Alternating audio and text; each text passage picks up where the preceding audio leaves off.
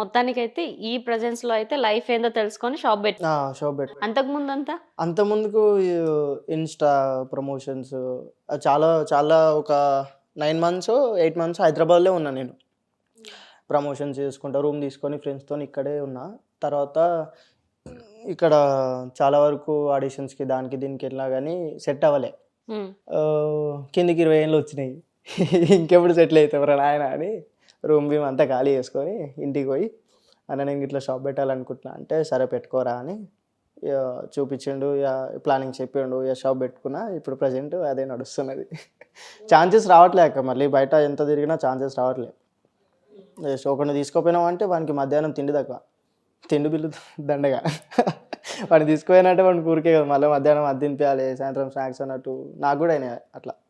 Okay, నీకు వచ్చే కామెంట్స్లలో negative అంటే ఏమి ఉండవు కామెంట్స్లో అయితే.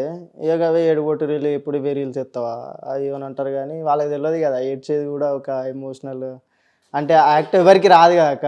ఇప్పుడు స్మైలింగ్ ఫేస్ రీల్స్ అయితే అందరు చేస్తారు, అందరితో అవుతుంది అది. కానీ ఎమోషనల్ రీల్స్ అయితే చాలా తక్కువ, ఎవరికి రావు కదా అట్లా. నేను ఏమనుకుంటా వానికి ఏం తెలుసులే మన కష్టాలు, జన్మం పెట్టుకుంటే కిందికని మీ దగ్గర పండుతుంది, వానికి ఏం తెలుసులే అని లైట్ తీసుకుంటే నేను ఏమనవని.